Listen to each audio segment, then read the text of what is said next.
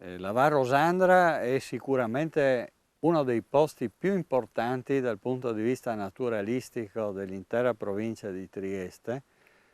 ed è un'area che presenta delle caratteristiche notevoli di raccordo tra quella che è la fauna del Carso occidentale rispetto al territorio istriano e più in generale balcanico. Questo si riflette anche sui mammiferi presenti e in particolare su quelli di piccole dimensioni che hanno una mobilità relativamente ridotta.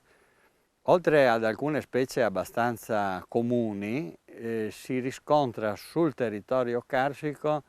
anche la presenza di specie che sono legate ad altitudini maggiori. Una di queste, ad esempio, che andrebbe confermata per la Val Rosandra, ma che molto probabilmente è presente anche in questa zona, è la cosiddetta arvicola delle nevi, che sul altipiano attorno a Trieste si trova ad altezze molto ridotte sul livello del mare.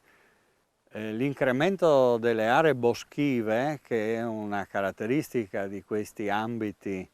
soprattutto per quanto riguarda i decenni più recenti, ha favorito la diffusione di specie tutt'altro che rare, in particolare in territorio sloveno, almeno in origine, come il ghiro, ad esempio, lo scoiattolo e via dicendo. Ma è il caso di ricordare tra gli insettivori, invece, una specie molto particolare che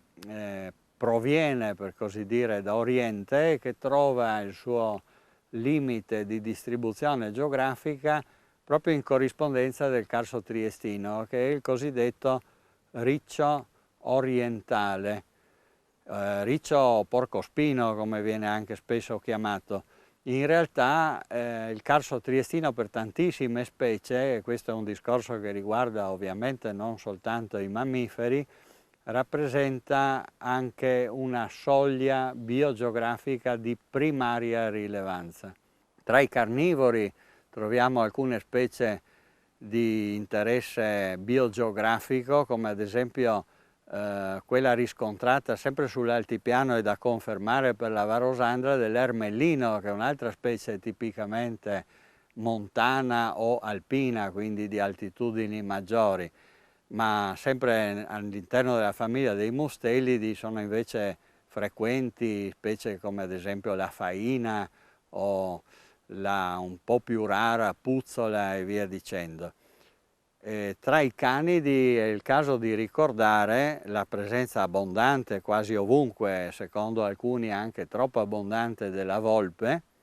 ma di notevolissimo interesse quella segnalata negli ultimi decenni dello sciacallo dorato, che è una specie di origini balcaniche che solo di recente è entrata spontaneamente in territorio italiano,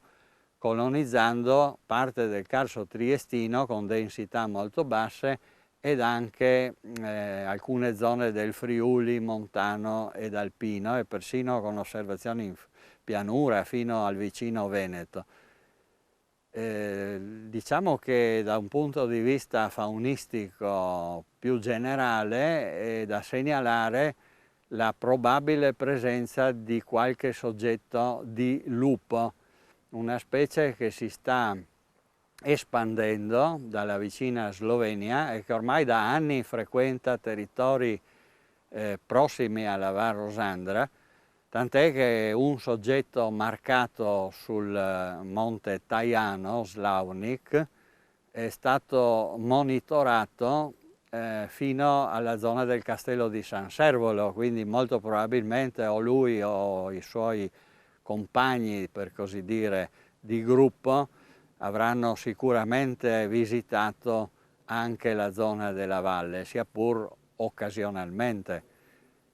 E naturalmente non possiamo fare a meno di citare l'orso, che è stato più volte segnalato sul Carso triestino dal punto di vista politico, per così dire, perché il termine Carso triestino può essere eventualmente esteso sotto il profilo geografico anche a aree che si trovano in Slovenia. Si tratta di singoli esemplari che a causa della vicinanza della città ben difficilmente potrebbero insediarsi. Tra gli ungulati invece possiamo ricordare la presenza sempre più numerosa e per certi versi anche preoccupante del cinghiale, che ormai oltre alle aree carsiche in senso stretto sta colonizzando l'ambito addirittura urbano cittadino, e poi tra i cervidi sicuramente il capriolo, che è la specie in assoluto più diffusa e anche numericamente meglio rappresentata. Invece tra i bovidi è notevole la comparsa e la recente segnalazione di alcuni soggetti appartenenti alla specie camoscio. Ancora una volta un esempio, se vogliamo, di questo fenomeno del cosiddetto de-alpinismo, quindi di specie tipiche della montagna o di aree caratterizzate da temperature più basse che si avvicinano alle zone marine. In realtà una colonia di camosci è ormai piuttosto numerosa, insediata da anni nell'area di Duino sul monte Ermada, ma anche qui nella zona della Val Rosandra sembra che ci siano i primi accenni di un fenomeno di espansione a carico di questa interessantissima specie. Sempre tra gli ungulati ricordo la specie che dà il nome alla famiglia, cioè il cervo, che ormai è presente con diversi individui sul territorio carsico, ma che ben difficilmente potrà formare popolazioni numericamente importanti nell'area della Val Rosandra. E la presenza di tante specie piuttosto diverse tra loro, anche dal punto di vista delle esigenze ecologiche, in aree così vicine alla città e a zone anche industriali, all'area portuale, eccetera, è da ritenersi assolutamente notevole, qualcosa di veramente unico, si potrebbe dire, a livello internazionale. È anche una notevole occasione per chi visita queste aree di constatare fino a che punto le specie selvatiche in qualche modo possano adattarsi a situazioni tutto sommato di forte antropizzazione. Il problema di fondo è semplicemente quello, probabilmente, di conservare nel modo migliore possibile gli habitat naturali